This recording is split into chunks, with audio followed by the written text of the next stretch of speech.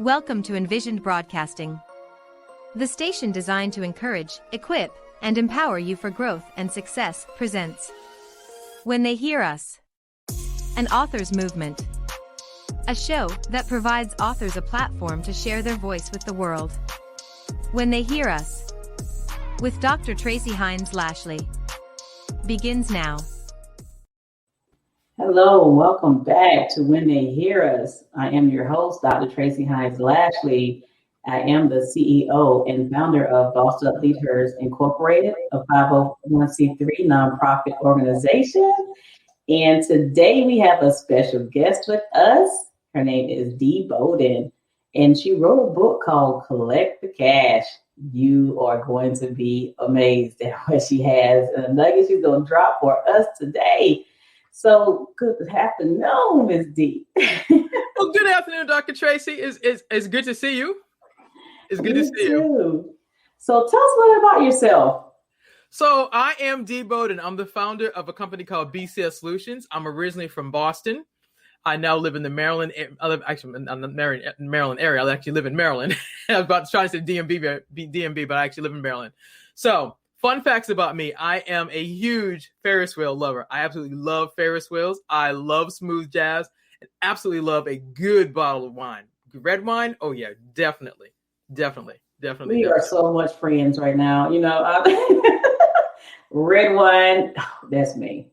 Nice. Yeah, and I love a good Malbec, a good Pinot Noir, a good Merlot, and I love red blends. Man, you give me we get a good red blend and some good seafood and a good salad, baby. That's some good eating right there. Yes. So, what inspired you to write this book? Well, it's so funny because before we came live, we were just talking about that. So it's kind of like this. What had happened was. Sound like my children. So what had happened was, seriously, I created a vision board last year, and I had a bunch of things I was going to work on my vision board. And I promise y'all, there was no book on the board. Like, if I was to show y'all my vision board, I'd be like, you ain't playing. No, I'm not, for real. I'm not playing. There was no book on the vision board. So what had happened was, one of my buddies, her name is actually Sheree Robin, and she's a Simon & Schuster best-selling author. She'd been talking about how you can write a book in 90 days or less. And I was like, you can write a book in 90 days or less? And her story was so compelling that I was like, So she kept showing up on these lives. And I was like, well, let me go check out her seminar. So I went to her seminar. I was like, you can really do this? And she was like, yeah. And so she asked me, so Dee, what do you do? And I said, I'm a revenue recovery specialist. Translation, that means I collect money for a living for government agencies, corporations, medium-sized companies, and small businesses. And I teach their teams, how do you basically stop leaving money on the table and basically make sure that the sale is complete and the money's in the bank. And she was like, ooh, you can teach small business owners how to win. I'm like, I can? She was like, yeah, you can. Now, I got to tell y'all, I played double dutch with her. If y'all know anything about old school double dutch, I was a double dutch queen. I double dutched with her for a few minutes before I finally said, okay, I'm going to plunk my money down. I'm going to take this course and go through the journey with her. And so for 90 days, I had a class with her every week, and she had me tell my story, and she actually helped me to craft, what is it that I really wanted to do. And it took a minute because I'm a revenue recovery specialist. Basically, in corporate speak, that means I work in accounts receivable. So I'm in collections. I'm in business to business to government collections. I'm thinking, who's going to want to learn about how to collect money? That's for real. That's how it started. And she was like, Dee, you've collected millions of dollars. You have like credentials in doing this. You can teach us how to help us win. And she kept saying that, Dee, teach us how to help us win in our money.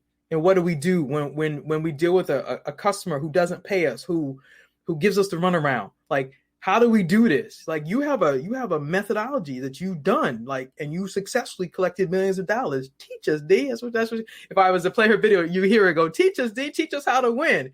And so she convinced me to tell my story and to get to work and to do this. And so I literally started on the journey last April, and actually my book comes out next month, which is April 20th. So I literally have been on this journey for a year. So I took my class with her. I got a writing coach after that and worked with her to get the story better. And then I found a publisher. I actually took a class with her. And then we decided, I submitted my information to her, and she finally said, yes, your story is definitely worth publishing, which is Penn Legacy, who's going to publish it next month. And so it's been a journey of not thinking I had anything to say and not thinking that there was a story of it. And so to tell y'all a little bit about, so one of the stories that I talk about often, it was this. So the reason Collect the Cash exists is this. So about 15 years ago, I used to work for a small IT company outside of Boston, where I'm from. So I got hired by the collections department to collect cash. So, they welcome you into the company. Hey, welcome aboard, Dee. This is your cubicle. Here's your plant. This is where you're going to sit. And then here's your list of accounts. We need you to get to work. So when I got hired, they had $8 million worth of sales on the books, not in the bank. Did y'all hear me? $8 million. Whoa. I'm a part-time collector. I work Monday through Friday, 4 to 8. So I get in my little cubicle. I sit down and I'm like, good night. How y'all have $8 million worth of sales on the books, not in the bank? So I'm a believer. So I had a conversation with God. It kind of went like this. Hey, God. Yes, Dee. How are you? You know what, God? Overall, I am great. But I got this $8 million problem. And in your word, you said, you have not because you ask not. If you need wisdom, you need to ask me for it. So I need a clue, God, on what I'm supposed to do with collecting $8 million. So I got quiet. And what came up out of that was that business-to-business collections is three things. It's problem solving, number one. It's customer service, number two. And my secret sauce is gratitude. And most people go, gratitude? Who says thank you for getting paid? Well, if you hadn't been paid and somebody paid you, you would say thank you a whole lot because you finally got some money in your bank. So I learned that saying thank you was a very important piece to getting paid. So it was problem solving, customer service, gratitude. So after I get to work, after getting my clues, I get to work, I recover $6 million in 60 days while working part-time. So $8 million on the books, talk to God, I get my clue, I recover $6 million in 60 days while working part-time. On or around October 24th to 5th, the CEO of the company says, listen, we need to have a chat. And I jokingly say, if you have a boo or a booette, or he or she says, we need to talk, you're like, I want to talk to you. I don't want to hear what you got to say. I want to hear nothing. Trust and believe. I want to hear this. So we all come downstairs and he says, listen, I want to thank all y'all for your services. So that's across sales, that's contracts, order entry, invoicing, and my lane, collections, accounts receivable. Appreciate everything y'all have done. We've made an executive decision. We're closing the company, and you've got 30 minutes to go collect your stuff. This is 2 months before Christmas. So after I gather myself up off the floor, and I'm like, I just collected $6 million of my team. Now, it was a team of collectors. I collected 6. And we all, 100 people lose their jobs 2 months before Christmas. I'm like, how did this happen? And this has been one of those, you know how you have those life-changing moments where something jars you and you're like, yes, I don't want to be here again. So I was like, okay, how can I learn about the sales process and then collections? And I basically came up with this quote, which is the sale is not complete until the money is actually in the bank. So I'll say it again. The sale is not complete until the money's in the bank. And so over the course of my career and then launching my business, I kept looking at, what happens when the sale isn't complete? What happens when you neglect the non-sexy part, which is accounts receivable? But I personally believe that sales and collections, they go together. They're like, they date. Yes, they're married. They go together. They date. They for real. They date. Yes. And I'm like, okay, how does that happen? So I started, looking at this and I realized that it's not the sexy part. And I get it, but the sale and collections go together and you can't have one without the other. And watching this company of which I was a part of dissolve, and then watching all the companies that dissolved last year through COVID. And I'm going, okay, I have to thank Sheree for pushing me to put my story out here so I can actually give business owners tools and tips on how to collect their money and not mess up the relationship, but more importantly, how to make sure that the sale is complete and the money is actually in the bank. So that's some of the journey of how Collect the Cash got started. Wow. I'm just sitting here like, man, I remember when I worked at Sally Mae, which I probably shouldn't name drop like that, but this is years ago. My first position there was reject control unit. And I had to go after businesses to pay. And I'm like, man, that was one of the, oof, that is so frustrating. I mean, but at first I was like, yay, I get to find the pennies because he's want me an accountant. So when I saw your book, I was like, yes, collect the cash. I want to hear what she has to say about this. But I have also been on the other side of things, as the consumer who's like, you don't always pay your bills. You got to decide if you're going to eat or pay that bill. Yeah. Of course you're going to want to eat. So it's so with a person like me, how I used to be, if someone is having a challenge actually paying, do you help them budget their money? I know you do B2B. Yeah, I don't do a lot with B2C. That's business. Mm-hmm. That's business to consumers. That's Yes. really not my lane. The thing, like for people that are having challenges with managing their money, I'm going to make references. So references and referrals. I would tell you to listen to Dave Ramsey and learn his tips on how do you set a budget. Another person that I absolutely follow and admire is Joe Sangle. He has I was broke, now I'm not. And actually, that's his website. I was broke, now I'm not. He actually has a great teaching on how do you set a budget, how do you save for emergencies, how do you plan yourself to get out of debt, how do you invest. Like, so those are my two. And then my other person that I enjoy is David Bach. So it was Dave Ramsey, David Bach, and Joe Sangle are the three people that if you're in debt and you're looking to get teaching on what to do, and they actually give you step-by-step processes, those would be the three. So again, Dave Ramsey, David Bach, and then Joe Sangle. Joe Sangle's is I was broke and now I'm not. Wow. So who is your book for? My book, Collect the Cash, is for the small and medium-sized companies that are doing great in sales. Like they've scaled, they're making lots of money. They're either at 50,000, 100,000, $250,000 and beyond.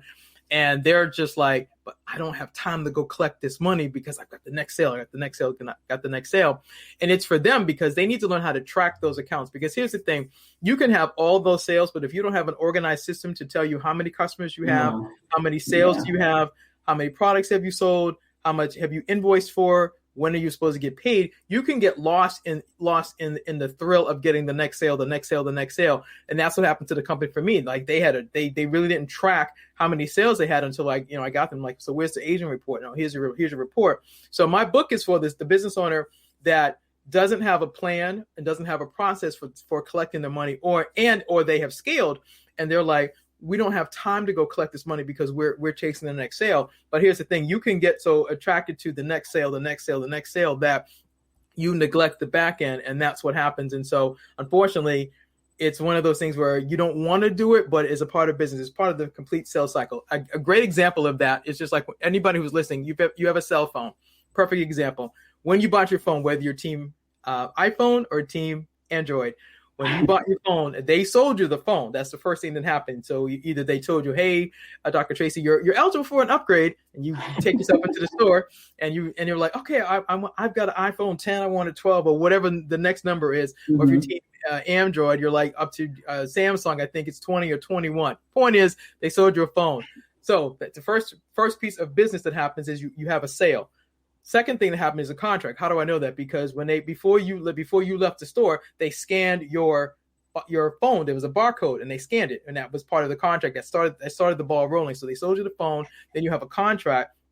The other piece of that is that they invoice you every single month. That's how I know you have a contract, because it tells you your name, your address, your account number, and whatever phone you bought and whatever plan you're on. That's part of the contract. And then you have a due date of when you have to pay for this. Third thing is that, so the sales, this contract, this order entry. So like I said, they order fulfillment. They scan the back of the phone, which puts your information into the database. Then accounts payable for the company bills you. And then accounts receivable, which is collections, you pay them, or they got this magic button that would basically turn off your phone if you keep using their service and don't pay for them. That's how it happens. But that's the sales cycle in a nutshell. So you have sales, contracts, order entry, invoicing, payments, and that's what happens in business. And so my goal with my book is for you to have that complete cycle that I just explained, but most importantly, that when you get to the end, that you don't have that button that turns off your services, that you don't keep you keep providing services or products and you're not getting paid. My goal is that, because when you start your business with a vision and a goal to make a difference. That's why everybody starts a business. You're out with your friends, you have a thought, you might have a drink, whatever. You're like, oh man, I got this idea. And depending upon who you hang with, they're like, oh yes, that's what's up. That's a good idea. Or, are you crazy? That don't make no sense. It's either one or the other. But the point is, when you start your business, your goal is that you have a plan to make a difference, and then obviously make $1. And so when you launch your business, you want to make sure that your business can actually solve a problem. And so I want to make sure that for those of you who have launched businesses and you're doing well, like you've got lots of sales and you've got lots of product and you've got lots of contracts, that you don't neglect the back end, because it's the part it's not the sexy part, but it's just as important as getting the sale. And that's where my saying comes from: the sale is not complete until the money is actually in the bank, because you can get so caught up on the adrenaline rush of getting a new sale, of getting a new contract, but you still have to fulfill that contract. You still have to provide the service or the product. You still have to invoice your customer, and you still have to get paid. I want you to celebrate getting paid just as much as you got getting the contract. Wow. Oh, yeah. So do you find that type of service is actually outsourced a lot, or do they hire people in-house for that? Well, it's both, because you have some companies that outsource it, and you have some people that have them in. So, like, I mean, my experience in my career has been, I have been a person inside of a company or inside of a government agency where they brought, so two things. You have people that are hired inside, and it's also outsourced.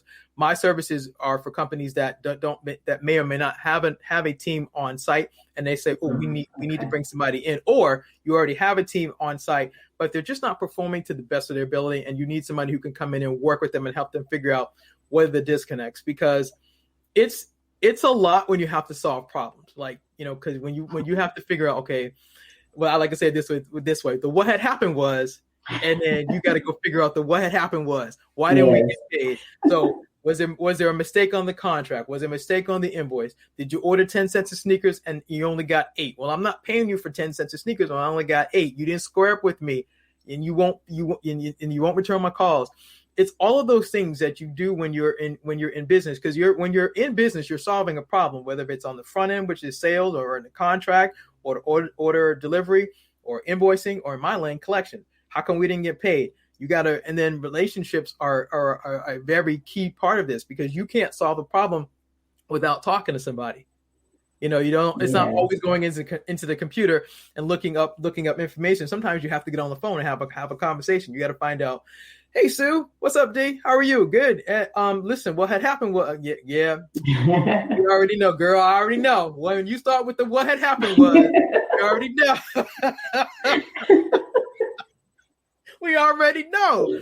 So what had happened was, and speaking of that, so I joke about that all the time, but seriously, so for the people that are listening, I talk about collections is, the what had happened was in collections, and I talk about something that happened to me recently. So I support a government agency, and so I was closing out contracts. So what I do professionally is I close out contracts, which means I do collections for a government agency. So I was reconciling a contract for this agency, and I reach out to my vendor, and I'm like, hey, Susie, this is Dee. How are you? Good. How are you? Let's chit chat. A couple of things going on. So I reconcile, and I have a number, and I send them their report, and they're like, Dee, no, your number is $9,000 short. I'm like, what? She's like, yeah, it's $9,000 short. How'd that happen? So she says, well, we reconciled our numbers, and we realized that we owed the government money, and we sent a check back to the government, to the U.S. Treasury. You did? So that was what had happened was. That's literally what had happened was. And so I asked her for proof. So she said, here's a copy of the check. Here's when we sent it. And so now here's the piece about when I talk about collections, B2B collections is problem solving. When she wrote the check, on the check, it says a memo part. Yes.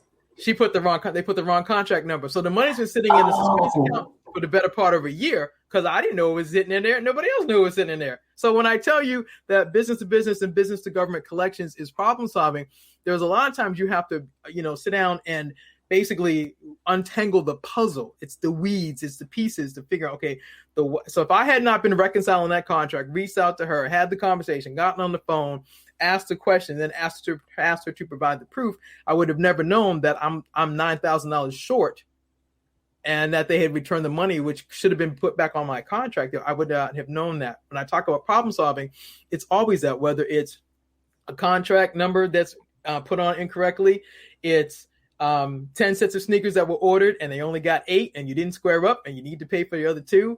It's the invoice has, the information on the invoice is incorrect. They've changed billing systems. They used to use Microsoft Excel. Now they use QuickBooks or whatever system. It's all of those things. And then you still have to add in the building the relationships, the problem solving, do customer service. And like I said, my secret sauce is gratitude. People are like, what are you so big about gratitude? Well, I've learned over the course of my career and now building a business that when you go back and tell people thank you for helping you solve a problem, you build rapport. And because I deal with lots of companies and lots of agencies and lots of people, going back and saying thank you for the people who take my phone call, who research my problem, who actually get the check, cut or ready to be issued to me, or whoever I'm working with, when they help me get that done, going back and saying thank you for them taking that time to do what they didn't have to do, but they chose to do it, is important. And the next time I have an issue, it's so much easier to get things done because I've already expressed my gratitude for them helping me. And I've had somebody come back to me and say, Dee, people very rarely come back and say thank you. And when I learned that lesson, Dr. Tracy, I was like, okay, that's gonna be part of my secret sauce. It's gonna be problem solving, customer service, and absolutely expressing gratitude. Wow, you have said a lot right now. First of all, that gratitude is very important. A simple thank you can just go. It makes a big difference.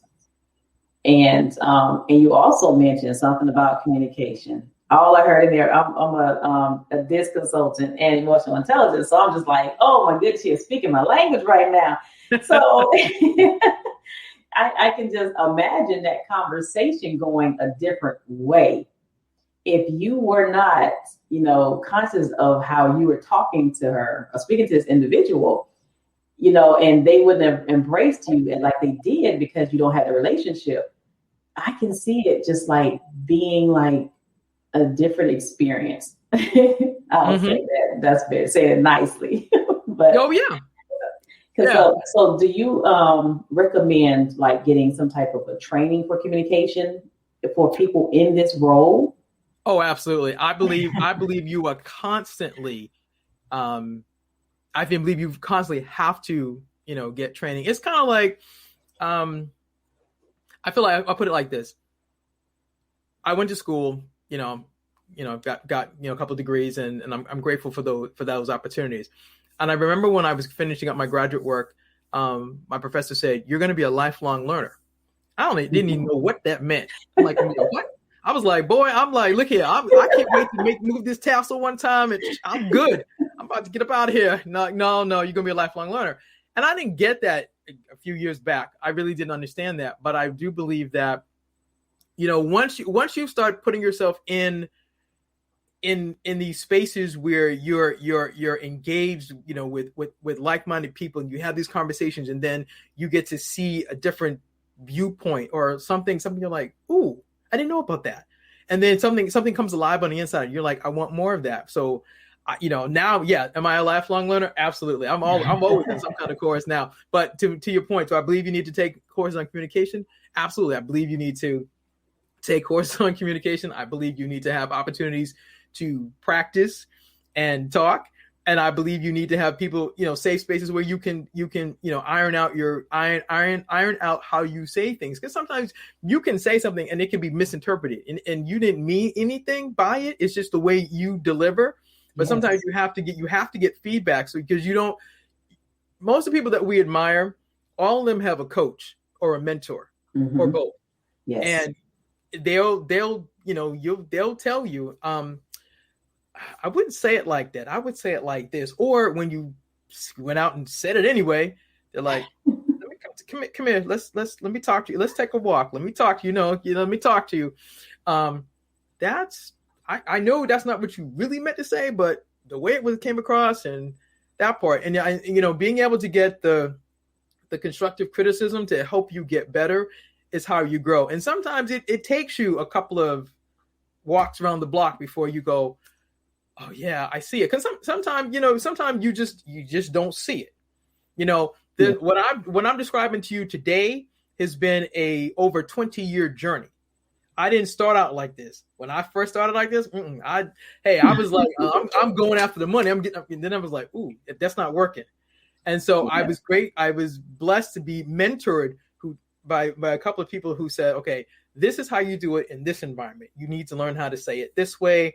You have to make sure you follow up with details. You got to make sure you do this and that. And then, like I said, when I learned to come back and say thank you, I was like, okay, note to self, make sure that you say thank you. Because here's the thing, even right now, I talk about this often. We just came out of the holiday season. If you got a holiday card, a Christmas card, or a season's greeting card from your favorite customer, they wrote you, "Dear Dr. Tracy and family, we are so happy that you're our customer for this year. We wish you happy holidays, Merry Christmas, all the happy stuff, all the seasons things." And then they said, "Thank you for being our customer, or thank you for your service, and we look forward to serving you in 2021." What were they doing? Customer service. They're expressing gratitude for you being their customer. They want you to become. They want to make sure they are top of mind for you when you need their service, their product, or whatever. Well, in the same vein, somebody had to teach them how to do that. Yes, that's true. And and that's even important when you're dealing with banks, because we're talking about cash here. When you have a relationship with I would even say a bank teller, with the loan officer, the finance person, things can go a different way. And one thing that is so funny, because I remember like about 20 years ago, I was just that person that was like, I was a D, a very strong D, where I would say what I wanted and be done with it and keep going. Didn't care about the feelings. I would say I cared a little bit, but I was like, whatever. I don't need to talk to people. I don't need to build no relationship with people. I just need to do my work and go. I used to go in that bank and leave. But I learned later on that no, because when you build rapport with people, you build a connection, you have a relationship, it goes even farther. You might have got an approval quicker than you did when you just like, okay, well, whatever. Just like, I don't want to have a relationship with y'all. You're not going to know my name. You know my face. Like, Yeah. It's the journey. I mean, you asked me about, how did the book come about? So for the people who may or may not know, so one of the great opportunities I had was Dr. Cheryl Wood actually had me on her radio show a couple of years ago. And so she's actually part of the reason why that Collect the Cash is happening, is because I met her a couple of years ago and I was a guest on her radio show.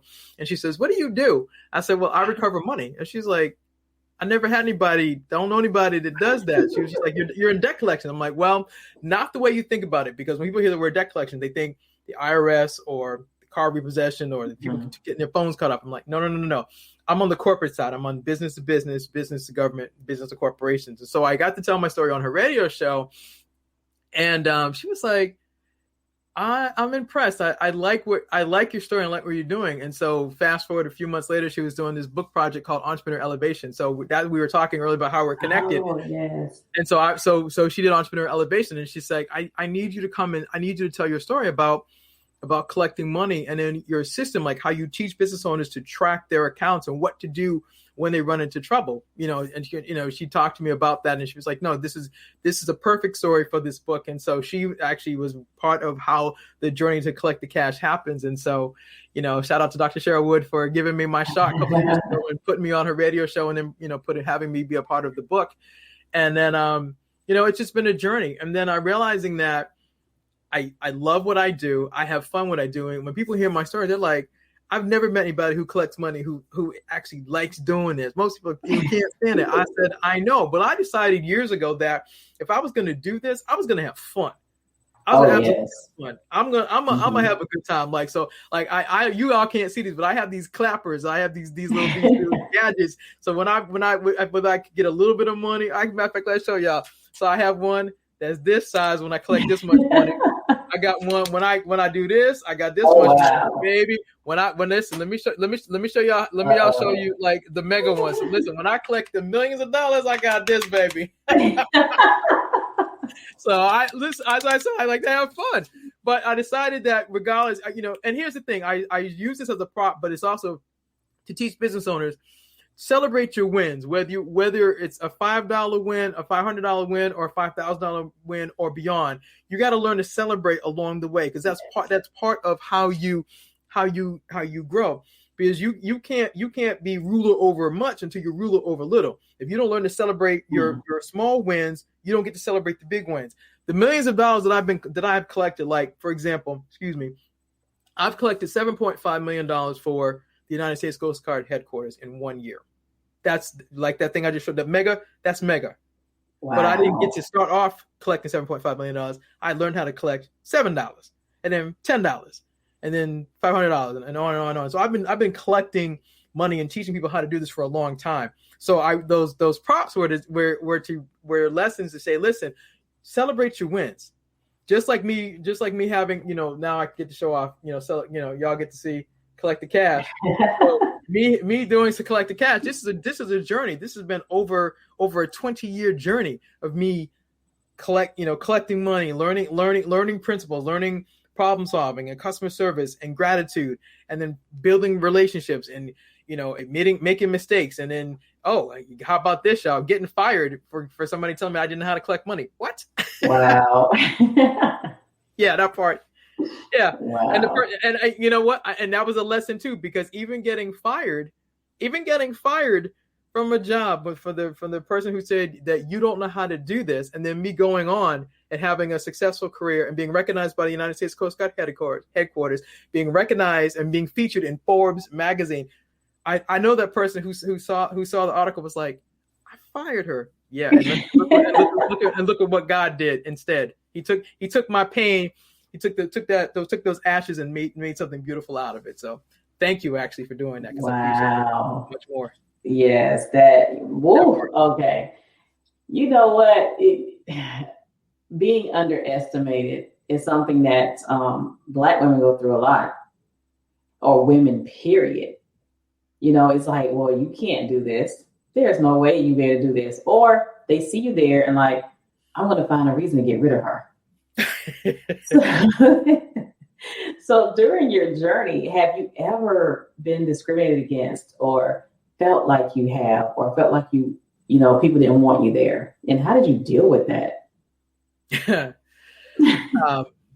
What a question. So, yes, I have. How did I deal with it? Years ago, I worked for an engineering company, and yeah, I went through a lot with a former boss. I remember lots of upset days. And the good thing was, even back then, I had two mentors. I guess I was that kid that older people liked me, because I guess I was always curious and I always wanted to learn stuff. And I was excited then as I am today. So there was one lady who was a vice president at her company, and so she said, I'm gonna mentor you. So I used to commute back and forth to the job, and so on our bus ride home, I would tell her about the stuff that was going on that just get me so frustrated. And she was like, okay, you got it all out? Okay, let me show you why this is happening and what you need to do, because I didn't have a strategy. And so she taught me the importance of having a strategy. So when this comes up, instead of responding like this, you need to be able to do something different. And then there was a gentleman that was a banker that took a liking to me as well, and he was like, okay, I'm going to help you on this side. He said, so he gave me a couple of pointers. He wasn't as extensive as my female mentor was, but he was like, okay, let me give you a couple of pointers, give you this. And he goes, you got to get stronger. You got to get stronger. I'm like, I don't understand. He's like, just listen to me. You got to get stronger. And so over time, between being mentored by them and then me being a person of faith, and then deciding I'm not gonna lose this. I'm just not. Wow. And so eventually, I spent a year under this gentleman and had to learn how to do contracts because I wanted to be a contract administrator. Mm-hmm. And so after being mentored by them, and I realized like that was a stepping stone for me, because in order for me to be able to handle the multi-million-dollar contracts that I was going to manage, I needed that lesson. I didn't see it then. I could see it today. Because when I was in it, I was like, this is crazy. But this is real talk. I mean, because when I was going through it, I'm like, this is nuts. But I realized that I was getting prepared. I was being prepared because I was a junior contract administrator under him and under his tutelage. And it was tough.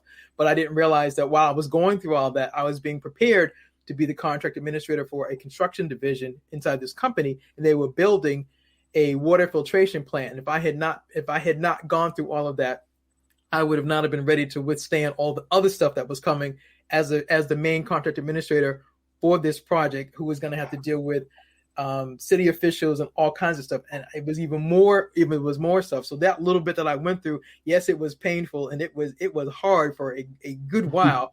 But when I finally got the lesson, I was able to go back and say thank you. It took me a while to go back and say thank you, but it wasn't right away. It was not right away. But I learned, and that's part of what the lessons are. Sometimes sometimes you don't always get it. You don't always get the lesson when you're in it. Sometimes it's in hindsight when you get on the other side of it. You're like, oh, that's why I had to go through that. I had to be prepared for this, and that's what I came away with. But yeah, have I been a script? Absolutely. It's funny because when you were talking about that, I was thinking about, I don't know why it just came on mind, is like Karate Kid. Remember we had watched the vehicles, and then he was like, why do you have to watch it? It had been a circular motion, and why are you making me do that? This is stupid. This is crazy. It's like we go through things in life. It's like, okay, wow, why do I have to go through this, like scrubbing a toilet, clean the floor with a toothbrush? You know what I'm saying? It's like you have to prepare yourself for bigger and better. Because like you said before, if you don't appreciate small things, you won't appreciate the bigger ones. No. And you don't get elevated to do bigger. Mm. It's kind of like, it's these. It's small wins, and then it's and then it's like people like ready to get that $1 million check. I'm like, no, get $1 first. Yeah, that part. Yeah, but that's the journey. It's that. And when I look back on it now, that's been over, good grief, that's been over 25 years ago when I went through that. Wow. And it was not easy. There were many days I was just like, this is crazy. But then eventually, between my mentors and then being a person of faith, and then me just deciding I'm not losing. I'm just not losing. I'm just not gonna lose. I'm just not gonna lose. And then when I made that decision that I wasn't gonna lose, something just kicked up. Something kicked inside of me, and I'm like, okay. And then I kept, my mentors kept working with me to teach me how to maneuver, in this space. And I'm like, okay. I said, and then when they told me that I was going to be promoted, I was like, okay. And it took a while. Because I had to learn some things. You have to learn discipline. You got to learn this, perseverance. You got to learn to realize it ain't personal. This is just business. It's like a business of a different way. I'm like, what? Man, I was a Black woman that was, going to be promoted to be the contract administrator and a predominantly, matter of fact, an all-white team. Yeah. And I had a vice president that was white, and all of that, and had no idea that all of that stuff was to prepare me to be their administrator, and to be able to stand up to the engineers and to the architects and to like I said, we were building a water filtration plant to deal with the city, the chief engineer for the city of Rochester, New York, and deal with him and all that. But all of that training was to get myself ready to be promoted and to be able to handle this project, and that to make sure that this project could be managed, invoices, payments, engineers, the city, all of it, and now they're still, you know. And then when they cut the ribbon for the whatever from pictures, I'm like, oh yeah, I did that. I did that part. I managed this part. Like, I made sure that thing happened and untangled hundreds of thousands of dollars of invoices that had been messed up for months because the previous administrator just couldn't handle it. And then the chief engineer was like, y'all, we're not paying you another dime till y'all get this straight. And so I had to get on the phone, talk to this gentleman, phone's over here, because he had a whole lot of choice words to say. I'm like, okay, sir, thank you. And on behalf of the company, I'm sorry for all the mistakes that were made. But I'm the new administrator here, and this is my project, and I need to build a relationship with you. And obviously, we have failed you. And in order to course correct this, I need 30 days to untangle the hundreds of thousands of dollars of invoices that are wrong. And I also need your process. How do you want these invoices submitted to you? I need you to send me an email, because I'm going to present it to my vice president and show him exactly what you want. And I will be dedicated to making sure this doesn't happen again. Wow. And when I did that, he was like, are you serious? Yes, sir. But when we get this course corrected, we won't be here again. That was another lesson. Diligence, perseverance, decide, not losing. And yeah, took a while. Hey, you dropping some nuggets like Dr. Sharon Wood was like, juicy nuggets. Juicy. Wow. Yeah. And the first book that I was a part of with her was Courageous Enough to Launch. And this is a book full of entrepreneurs. And I was fairly new. And it's scary to launch a business. So you're talking about, the sale isn't complete until the money is in the bank. That's kind of scary as well. So what would you tell entrepreneurs? What is a tip that you can give them to make sure they get that bag? First tip, number one, make sure your business is set up legally. Ooh. Yeah, that part. You asked, Dr. Tracy, so we're going there. So, step one, please establish a business legally. That means having articles of organization. So you are registered to do business in your state. Number two, get yourself an employer identification number, also known as an EIN, which is basically the social security number for your business, like you have your social security number for yourself. Number three, establish a business checking account.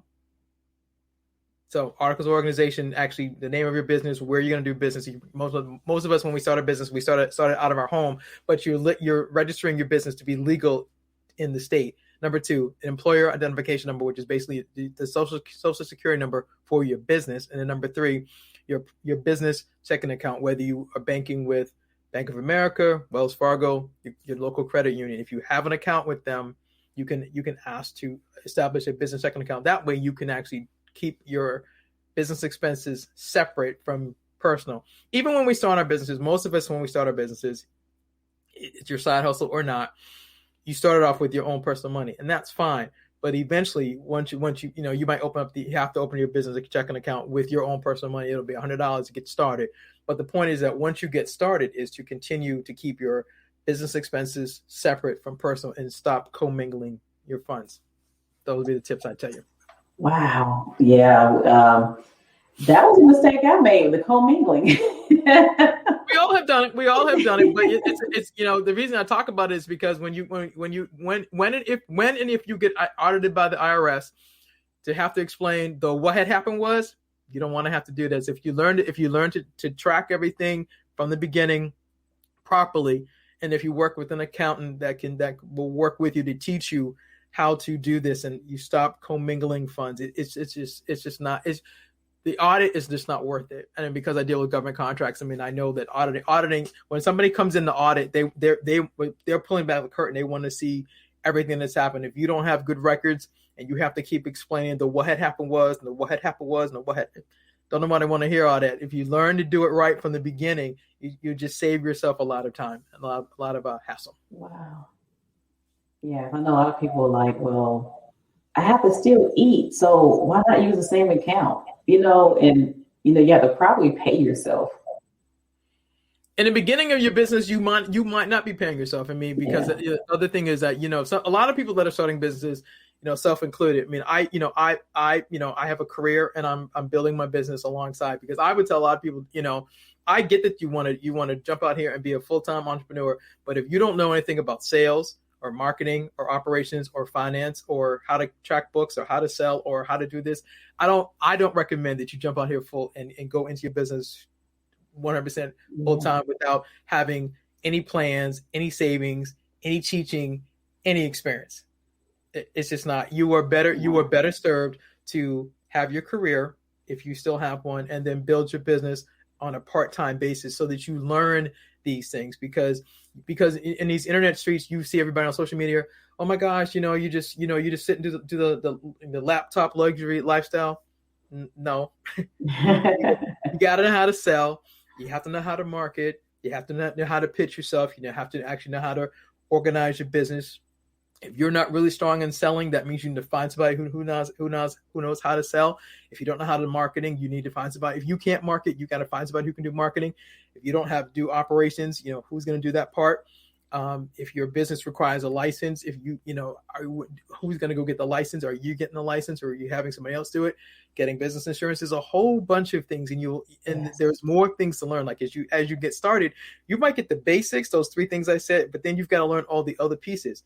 And if you have a full-time job, your full-time job is your investor into the business. You can start by having your bit, continue, honor your day job and do your day job, and then when you're off, you work on your business. You can, if you want to talk about some savings of funds, you can take the 52-week savings challenge as a way to start saving up money to invest in your business. So the 52-week savings challenge allows you to, I think, if you do just the basics, it gives you like $1,300 to $1,500, which you can save up over the course of a year. And that's money that you can use to start seeding into your business. Meaning, so if you, like, for example, if you want to get the articles of organization, you have to pay for that. Your EIN number is free. Your business checking account, you at a minimum is $100. If you decide if you need to be licensed, you got to pay for your license. You might need business insurance. You decide, I need a logo. I need a website. I need things. Well, you need, until you start making money in the business, you're going to be funding the business. But the point is that you want to plan for these expenses, and then, like I said, you put them in the separate account and tracking. Okay, I spent money on this, and this, and here's my receipts. So when you get to the end of the year, you can bring them to your accountant and say, okay, here's what I did. I didn't make any money, but I have great records to show you this is what I did in my business, and I can account for every dime that I spent. It was spent on these things. Wow. You know what? I know you probably expected to come in school some of those entrepreneurs, but you are really, man, you're amazing. Thank you. Wow. If you guys missed the beginning of this or any part, you need to catch the replay, because I'm telling you, the nuggets that were dropped tonight, oh, wow. You need to have a notebook ready, pen, paper, something. Right on the back of an envelope. What they need to do is get the book. They need to get the book. There you go. How about you tell them where they can find the book and how they can get in touch with you? Sure thing. But first of all, I'll tell you, Dr. Tracy, thank you so very much. I'm so glad for the EE Squad and Dr. Cheryl for our great connection. So listen, y'all, Collect the Cash. It actually comes out officially April 20th, 2021, which is next month. So we're like 30 days out. But right now, you can get a signed pre-sale copy from yours truly. Go to www.collectthecash.biz/book. That's www.collectthecash.biz/book. And for every person who buys it directly from me, you actually get a signed copy, and you're going to get a personalized bookmark. Ooh, a bookmark. Yes, you get a bookmark.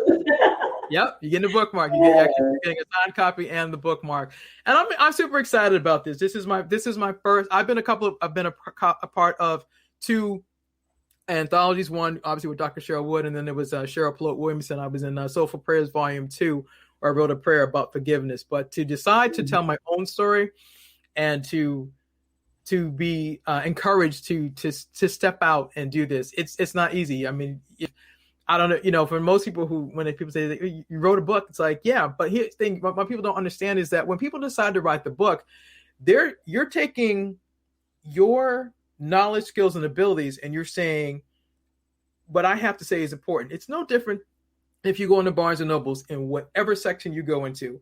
If you go into the food section, you go into business, everybody who wrote a book, they have their process, their thoughts, their philosophy on what worked for them, and they've decided that they want to give you what worked for them. Well, what Collect the Cash is what worked for me.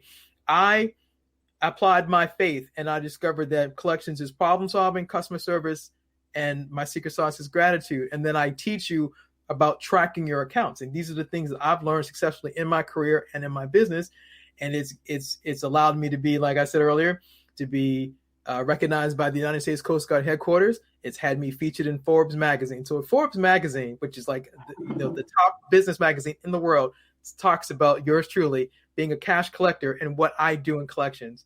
I thought, okay, God, this is pretty cool. I'm gonna take this. Thank you. You are the collection queen. Yep. Well, it was amazing having you on the show, and I thank you for reaching out and like saying yes, you want to be on the show. So you guys, don't forget, get the book, Collect the Cash. Remember, sale is not complete until the money is in the bank. Absolutely. And always remember those 3 key points: problem solving, customer service, and gratitude. Y'all, look out, because she is on the rise, man. She might be opening up a bank. Who knows? So you have been listening to When They Hear Us. I'm Dr. Tracy Lashley. We'll see you next week. Thank you for listening to When They Hear Us, where Dr. Tracy Hines Lashley and her guests provide stories and experiences. This is also a platform for authors to encourage, empower, and equip people around the world with their voice. To learn more about Dr. Lashley and her quest to share the voice of powerful writers, go to her website at drtracylashley.info. You may also contact her by sending an email to info@drtracylashley.com. Remember to always intentionally walk in your purpose and strive to elevate to significance.